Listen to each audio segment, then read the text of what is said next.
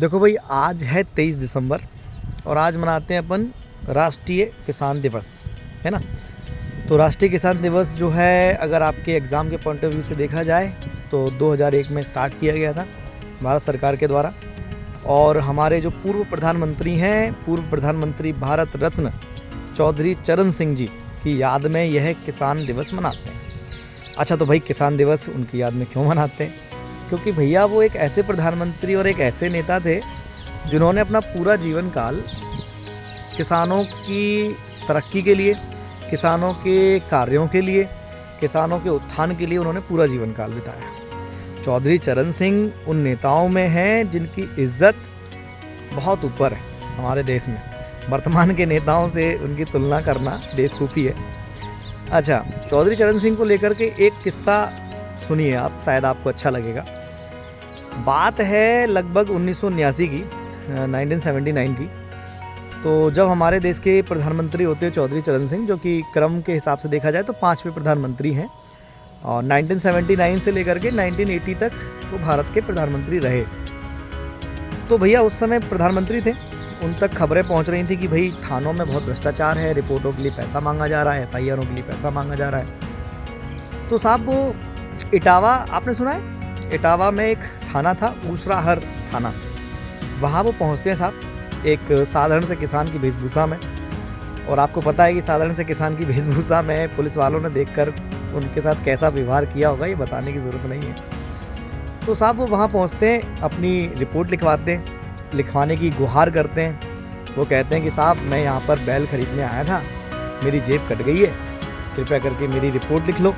लेकिन थानेदार कहते हैं, थाने के जो कर्मचारी होते हैं वो कहते हैं कि भाई रिपोर्ट तो नहीं लिखी जाएगी क्योंकि साहब नहीं है। मना कर देते हैं कुल मिलाकर के उनको रिपोर्ट लिखने के। वो बहुत परेशान होते हैं, बहुत गुहार करते हैं कि भैया लिख लो यार रिपोर्ट, मेरी ये जेब कट गई है। 100 रुपये थे उसमें, वो चले गए। लेकिन सभी पुलिस वाले मना करते हैं, ठीक है।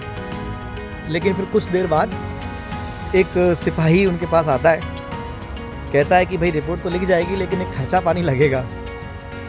तो अब वो कहते हैं खर्चा पानी लगे, भाई कितना लगेगा? उन्होंने कहा 100 रुपये लगेगा साहब। तो उन्होंने कहा 100 तो है नहीं, लेकिन बातचीत टूटती है 35 रुपये पे।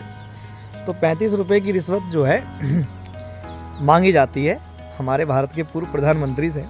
अच्छा, थाने वालों को भी ये पता नहीं है कि आदमी है कौन। वो तो बेचारा, मतलब उनकी नज़रों में एक गंदा सा कुर्ता पहने हुए एक साधारण सा किसान है। 35 रुपये मांगे गए साहब रिपोर्ट लिखने के। रेडी होते हैं, रिपोर्ट लिखी जाती है, मुंशी रिपोर्ट लिखता है। फिर मुंशी बाद में पूछता है रिपोर्ट लिखने के बाद कि बाबा हस्ताक्षर करोगे या अंगूठा लगाओगे? तो बाबा कहते हैं कि हस्ताक्षर करेंगे बेटा। तो हस्ताक्षर के लिए उन्हें पेन दिया जाता है, पेन से हस्ताक्षर करते हैं। लेकिन साथ में वो जो पैड होता है ना जिससे अपन सील लगाते हैं, तो पैड भी उठा लेते हैं वो। तो वो जो मुंशी होता है वो थोड़ा टेंशन में आता है कि यार ये पैड क्यों उठा रहे हैं बाबा। और अपने जो उनका एक कुर्ता होता है जो वैसा ही रहता है साधारण सा, उसमें से सील निकालते हैं और वहाँ ऐसे ठप्प से स्टाम्प कर देते एकदम, प्रधानमंत्री भारत सरकार। सोचो जरा, कल्पना करो कि उस थाने में क्या माहौल रहा होगा। और एक 35 रुपये की रिश्वत और हमारे पूर्व प्रधानमंत्री का डेडिकेशन, उस जमाने के नेताओं का डेडिकेशन, इससे आप समझ सकते हैं कि ऐसे थे चौधरी चरण सिंह जी, पूर्व प्रधानमंत्री भारत रत्न चौधरी चरण सिंह जी। और जैसा कि आपको पता है कि पिछले वर्ष भारत रत्न भी दिया गया है उनको। और 35 रुपये की रिश्वत, और जब वो सील ऐसे पड़ती है उस रिपोर्ट पर, तहलका सा मच जाता है साहब। सब अफरा तफरी सी मच जाती है, खबर फैल जाती है कि प्रधानमंत्री इटावा ज़िले के ऊसराहर थाने में आए हैं। सब पहुंचते हैं, महकमा, DIG VIG सबके हालत सूख जाते हैं। तो ऐसे नेता थे चौधरी चरण सिंह जी।